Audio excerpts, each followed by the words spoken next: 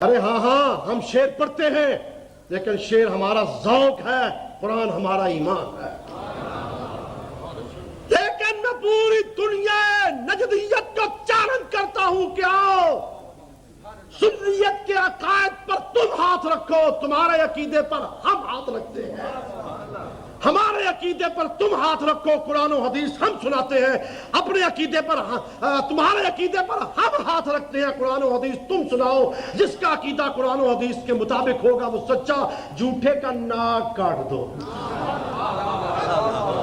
کیوں ان کی عادت ہے جب سب سے زیادہ مار کھاتے ہیں نا مناظروں میں تو دوسرے شہر میں جا کر اشتہار چھپوا دیں گے ہمیں فتح مبین حاصل ہوئی۔ جتنی زیادہ مار کھائیں گے اتنی بڑی فتح مبین لکھیں گے۔ تو میں نے اس لیے یہ شرط آج کل لگانی شروع کر دی ہے کہ جھوٹے کا ناک کاٹ دو، تاکہ پھر بھی دوسرے شہر میں جا کر اگر اپنی فتح کا اعلان کرے تو لوگ کہیں گے حضرت یہ کدھر گیا،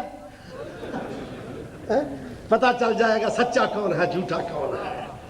اللہ تبارک و تعالیٰ کی فضل و کرم سے پچھلے دنوں آپ نے سنا ہوگا میرے برادر مکرم پیر طریقت مناظر اسلام حضرت مولانا عبدالوہاب صدیقی رحمۃ اللہ علیہ کو 4.5 سال کے بعد ان کی قبر سے نکالا گیا اور دوسری جگہ منتقل کیا گیا۔ کتنے سال کے بعد؟ 4.5، اونچی بولو، 4.5 سال کے بعد۔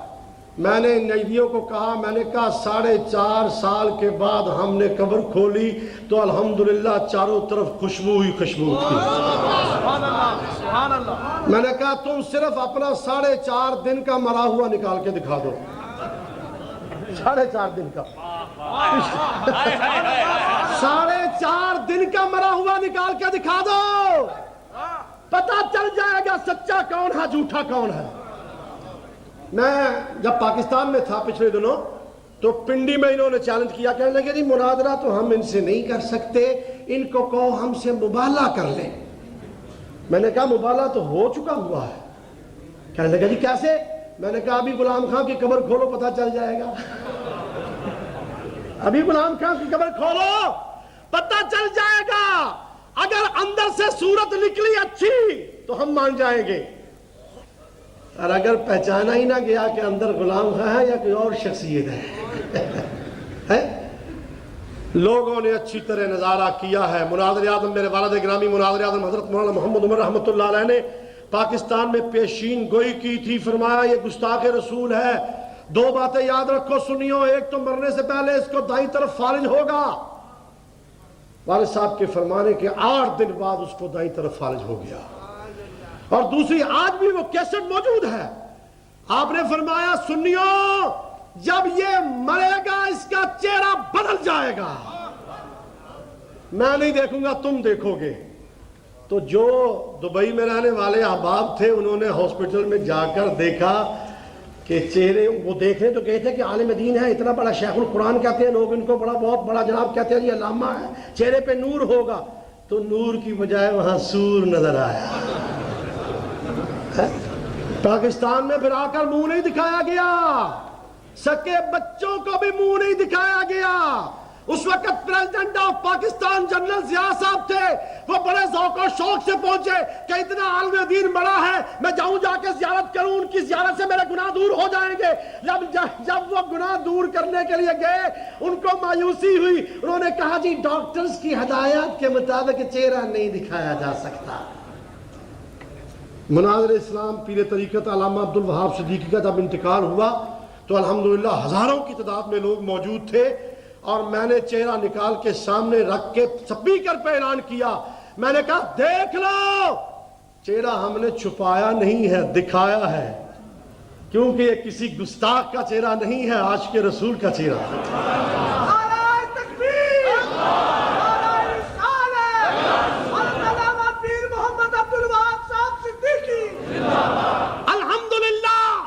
سنیوں کے جتنے علماء جاتے ہیں چہرہ دکھا کے جاتے ہیں، اور ان کے جاتے ہیں تو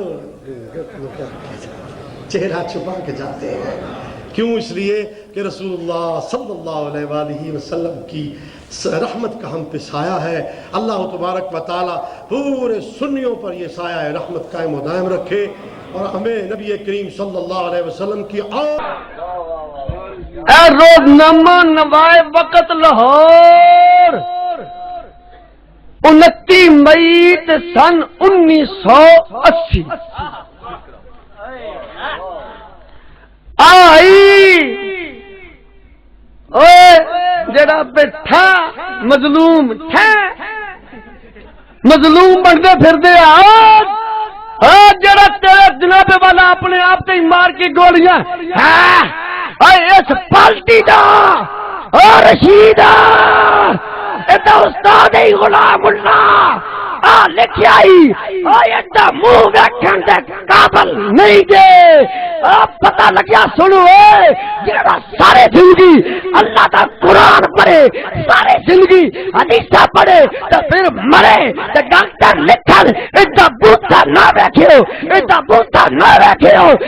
پتہ لگیا انہیں قرآن انج نہیں پڑھیا جویں قرآن پڑھن دا حق ہے انہیں میرے آکر انج نہیں بنیا جویں مننا دا حق ہے. قسم من پیدا کرنے والے مالک دی اگر رب دا قرآن پڑھے تو مولانا محمد عمر ایتھے بھی پڑھے ایڈے مولوی غلام ملا مریا ایدی آواز آئی ایڈا بوتا نہ بیٹھے اور میرا مولوی عمر ایتھے بھی گیا اس کے رسول بچ گیا آواز آئی دیکھو اج نبی در